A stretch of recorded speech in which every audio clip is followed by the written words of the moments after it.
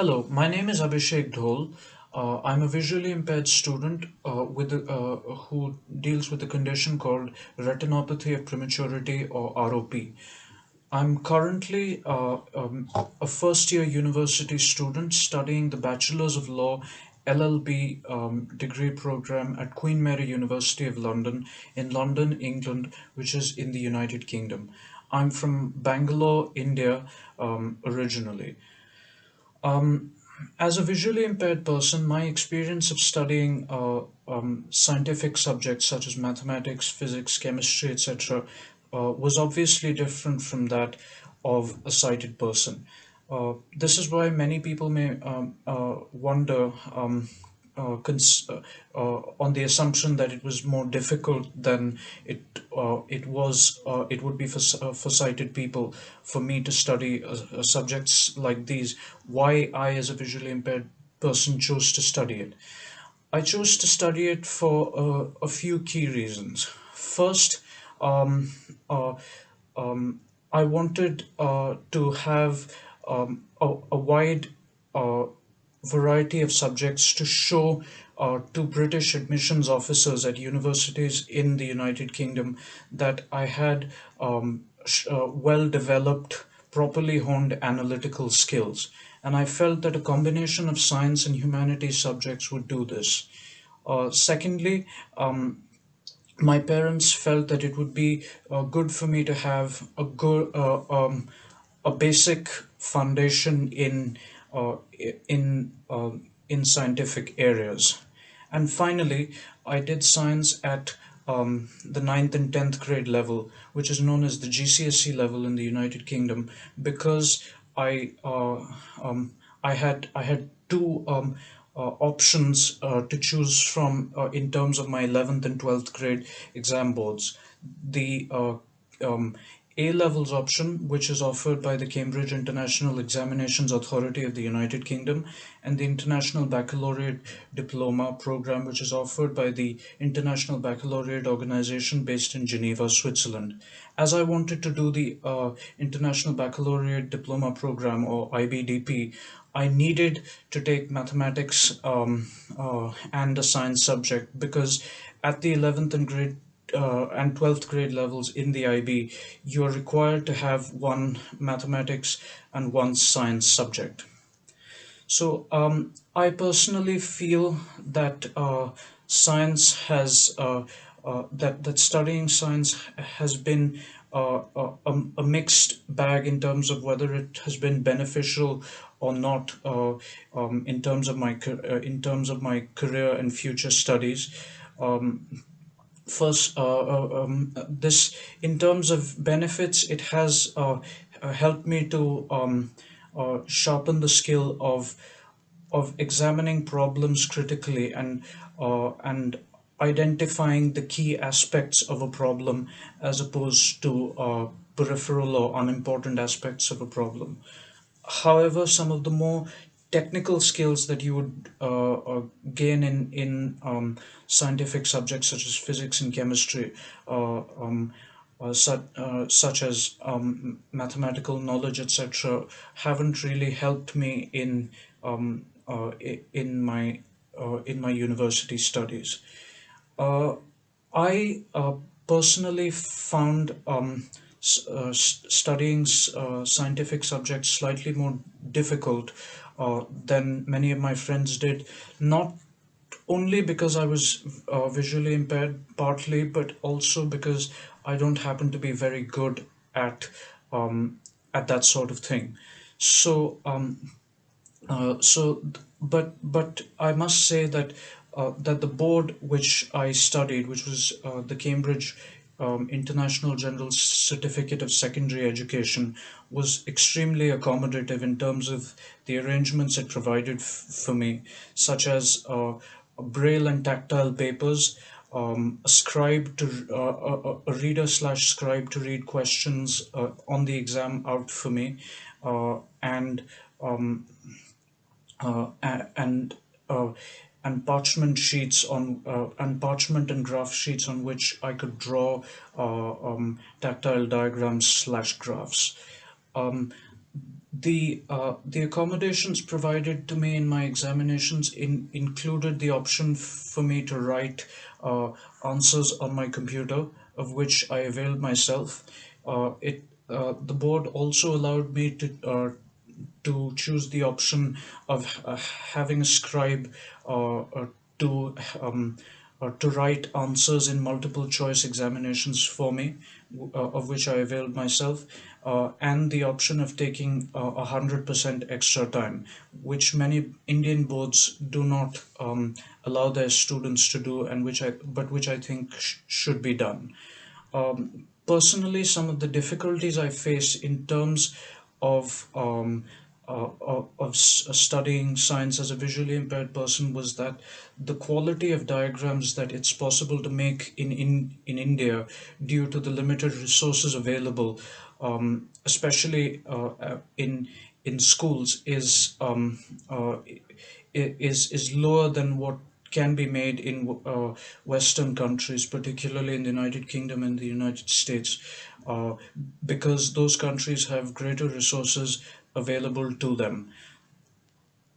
So the quality of diagrams that I received in school tests and school exams, as opposed to what I received in my final board examinations, was which were diagrams sent by Cambridge from the UK, were very different.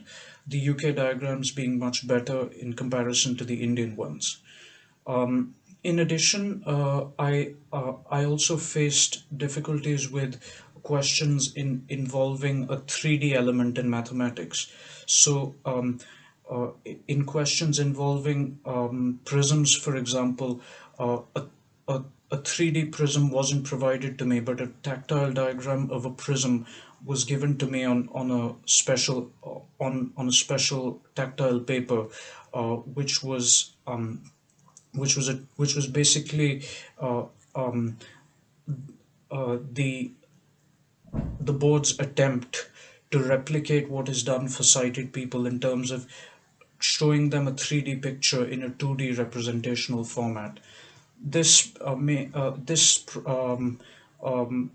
method made it harder for me to attempt 3D questions, and was a disadvantage which worked against me, meaning that I usually lost marks in questions of this type. Finally, I would like to end this video by giving some advice to visually impaired people considering studying science beyond the eighth grade level. I would say that what you should do first and foremost is consider if this is what you really want, because science gets complicated after the eighth grade level. And I'm not discouraging anyone from doing it, but if you study it beyond a certain level, you will be thinking about science for a lot for a lot of the day, and for a lot of your life. So, if you choose to study it at university, for example, you'd be thinking about questions relating to physics, for example, if that is the subject you choose to study for most of the hours of the day. And if you find, for example, if let's say you choose to study physics, that thinking about physics questions is exhausting and that's not something you like to do, then that's not what you should do. But if thinking about physics questions uh, makes you feel happy and makes you feel like you have a purpose in life, then that is exactly what you should do. Next, you should consider if you have a natural aptitude for your subject. This is of course extremely important, because how much ever enthusiasm you have, a certain amount of natural aptitude always has to be there. Otherwise, you won't be able to get very far. And finally, and I know this thing is developing in India, but I would say that if you're considering studying anything, whether it be science or not, please do consider, especially if you're thinking about studying it at the university level, consider studying a science or any other subject at the university level at an institution outside India, particularly, if I may say so, in the Western world, because this is because the resources available to you in a country like the United Kingdom, where I am studying, in terms of academic and personal and non-academic support, are much greater than what will be available to you in in India. India is still a country which needs to undergo a large amount of economic development, and it is vastly overpopulated, meaning that the strain placed on pre-existing resources is tremendous and almost unbearable on the system. However, in the Western world, particularly in countries such as the UK, Norway, Sweden, and Canada, this is this is not the case. And resources are much more readily available here than they are back there. But of course, this is entirely a matter of personal choice, and you should make these decisions on your own. You should consider factors such other than resources when you can consider what university you might be studying a subject at. You should also consider factors such as the entry the academic entry requirements of those universities, because if you wish to study at a British university, for example, the academic entry requirements will be quite high, and due to the uh, due to the faulty access arrangements available in Indian boards, which might disadvantage some of you to a great extent. Uh, um, you might have some difficulty achieving those high entry requirements for Indian qualifications. In addition to considering entry requirements, you should consider the location of the university, the ranking it has in both in the UK or in the any other country where it's located, such as the US, and internationally, not only in general but for the specific subject that you wish to study.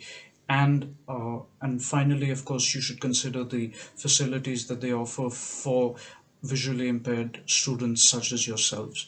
I hope this video has helped you. Thank you very much.